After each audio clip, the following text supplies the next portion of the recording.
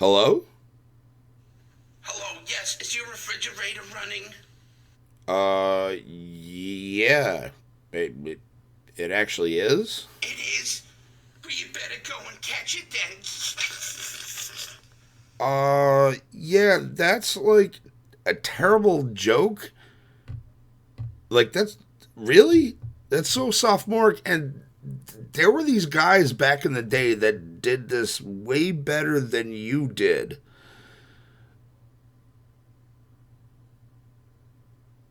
I wonder what the hell those guys are up to these days.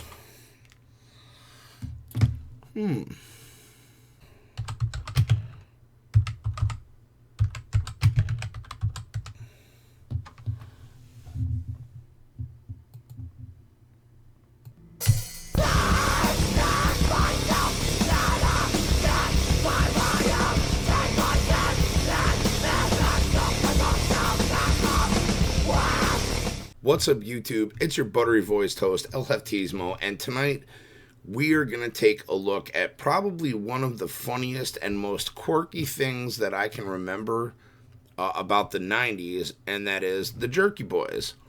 The Jerky Boys, for those who don't know, was a duo from Queens, New York that was started in 1989 by a couple of longtime friends named Johnny Brennan and Kamal Ahmed. Johnny Brennan had started making and tape recording prank calls in the 1970s, uh, but he teamed up with Ahmed in the late 80s, early 90s. This led to them making several bootleg tapes that eventually caught the attention of a small show, maybe you've heard of it, The Howard Stern Show. Howard Stern gave the tapes airtime on his morning talk show, which led to the Jerky Boys releasing their self-titled debut album in '93, which eventually went double platinum, which was really cool. A couple dudes from downstate just prank calling people, and these were people that they would find advertisements in the newspaper or wherever, and they would just call these people and just talk circles around these people. And it was so hilarious. Back in the day, you didn't really have anything like this. Caller ID was still not new, but still in its infancy. It's not like we think of caller ID today, where you just, it wasn't that easy back then. And the thing I really liked about these was that you could, which really didn't dawn on me till later, and I was listening to them again, was that you probably got a lot of these phone calls living in New York City around these times. So at first, I couldn't really understand how people hung on for so long on these calls, but looking back, it's like, yeah, you probably got a lot of those. So you have to deal with probably a lot more ridiculously than you do here upstate. The Jerky Boys, their first album ended up eventually going double platinum and topping the Billboard charts, which is, if you think about it, crazy for just two dudes prank calling people. It was the 90s. What can I say? It really it just really was. Their second album that they dropped in 1994 called The Jerky Boys 2 also went double platinum. You guys are on top of the world there. It's ridiculous. It even got to the point with their popularity that MTV had they had this room that they had set up for interns that would field phone calls from like people with complaints or suggestions about the programming on MTV back in the day. In the early to mid '90s. But what they didn't know was the Jerky Boys had their own room set up in there. And, these poor interns were on camera, and, their audio was being recorded for these awesome phone calls. This is all totally available on YouTube, by the way. I'm not going to share any links, but it's there if you want to find the MTV stuff. It's actually really funny. So somewhere in this period, between 1993 and 1994, in the height of their popularity, there was a movie being filmed called The Jerky Boys Movie. And that ended up coming out in 1995 and was in my opinion, and not just my opinion, but this is my opinion, not very fucking good, to be honest with you. It just really wasn't an entertaining movie at all. So moving forward from the movie, you fast forward to 1996, and in 1996 you have their third album that came out called, aptly, The Jerky Boys 3. And then they, were sitting on their laurels till about 97 when they came out with The Jerky Boys 4, which I never heard. I think the ones that I listened to was 1 through 3. Yeah, I don't think I ever heard the fourth one or any of the ones. The fifth album dropped in 99, and that was called Stop Staring at Me. Again, I never heard it. But now the crazy part comes in. So, excuse me, in 2000, tension between Johnny Brennan, and Kamal Ahmed had reached pretty uncomfortable levels. They weren't getting along. They both appeared in Insane Clown Posse's Big Money Hustlers. They did not share any scenes together due to the tension. Neither one of them was getting along with each other at all. So by the end of 2000, Kamal Ahmed had passed the word along that he was just straight done with the group. He was leaving the Jerky Boys. The duo was going to be a solo act. He went on later to release his own solo album titled Once a Jerk, Always a Jerk later that year, which is interesting. I kind of want to go, knowing this stuff, go back and listen to a lot of these and see a little bit more into this. The final album, The Jerky Tapes, was released in 2001, and that had both of them on it. Again, didn't hear that one, but I'm going to go back and listen to these ones because, again, knowing what I know now, should be pretty interesting. So, all things were kind of meh until 2007. I mean, Johnny Brennan went on to do, the Jerky Boys, they were both on Space Ghost Coast to Coast. Johnny Brennan had voiced, in his Saul Rosenberg voice, Mort Goldman on Family Guy on Fox, which is really cool. The first time I ever saw it, I was like, oh my god, that's Johnny Brennan. He's doing Saul Rosenberg's voice. Super cool. Still does it. In March 2010, Johnny Brennan, in conjunction with Inner 4, released 2 apps for the iPod and iTouch. The iPhone and iPod Touch, titled The Jerky Boys Prank Caller and The Jerky Boys Pinball. The Jerky Boys Prank Caller had new calls on it and almost like a ringtones and stuff like that. And then you fast forward to 2011, when Johnny Brennan started a podcast called The Jerky Boys Show with Johnny Brennan, where he discussed basically the history of, all the calls, the origins of the characters, amongst a whole bunch of other things. Now, that only ran for 17 episodes until he ended it suddenly in November 2012. Johnny, who had previously announced he had a subscription thing that he was offering, or he was pimping right before the end of the podcasts, that would be released monthly, that would never end up coming, but it was going to be like you would pay and you would get new calls monthly and stuff like that, and it was basically just more content.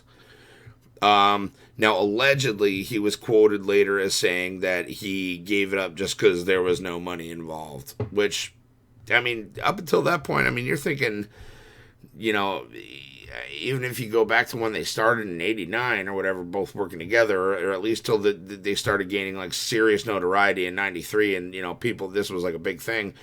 93 to, 2012, that, solid run. Even 93 till,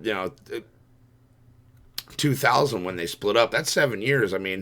And they had been together, working together before that. So that's actually pretty impressive, a run for just two people. But here's where things get kind of interesting. So in a Rolling Stone retrospective that they did on in 2014, Johnny Brennan came back and he recorded 3 new phone calls for the Rolling Stone interview. The first one being Frank Rizzo, whose steering wheel fell off, and he wanted to know why. I haven't listened to him yet, but I'm going to after these because Frank Rizzo is one of my favorites. The second one is a Saul Rosenberg prank call, and he wonders why the nice lady can't tell him where the photo went. And that's something, again, I'm going to have to listen to these to actually, get the full extent of them. And the third one being Jack Torth ponders if a happy ending is too much to ask. And these are actually all available on the Rolling Stone website, which is really cool. So if you guys want to go check them out, go check them out. A lot of the Jerky Boys stuff is on YouTube. Now to the sad part. So I was looking on the website while doing research for this, and I read this, but the information that I got was from like 2016, so I was like, all right, I should probably check on this. 3 years is an awful long time in internet time. So I went back and I went to the official website, and what the quote is, as of today, and I checked on this, on the official Jerky Boys website, the Jerky Boys website does absolutely not mention Kamal Ahmed at all, or any of his characters in the history of them or on the character bios screen. So apparently shit is like real, which kind of sucks because those guys I always thought were like the Batman and Robin, like the dynamic duo of like prank shit back in the day. It was hilarious. I mean, I was, when this shit came out, 93, I was a teenager, 94. I was a teenager then. It was the funniest shit. Prank calls. Yeah, who doesn't love a good prank call? But this was the bar. This was the bar that was set for all prank calls to follow.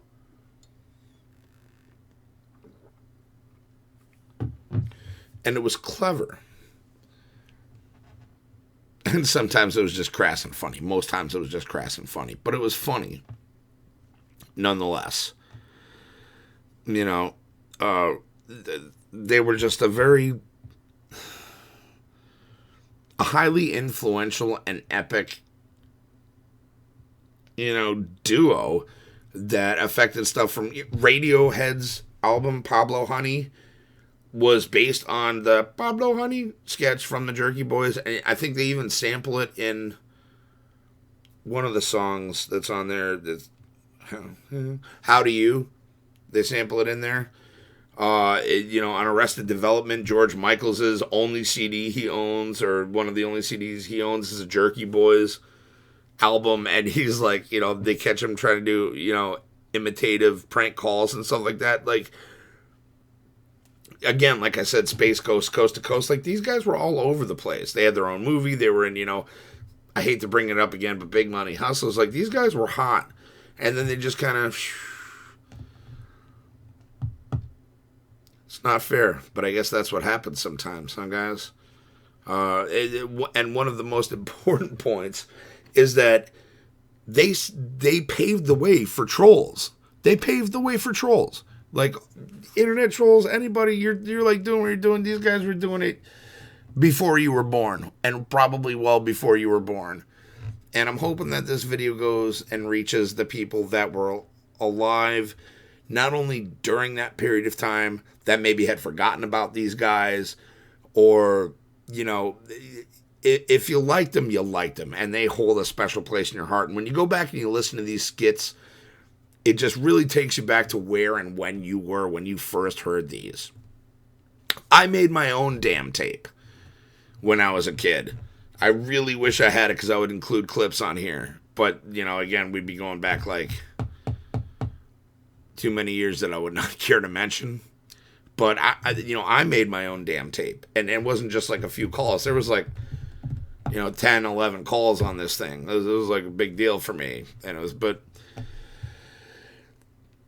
my point being, all you trolls out there, you owe it to the Jerky Boys, but the thing is, between you and them, is they did it better. Will there ever be a resurgence of Jerky Boys stuff? I have no idea.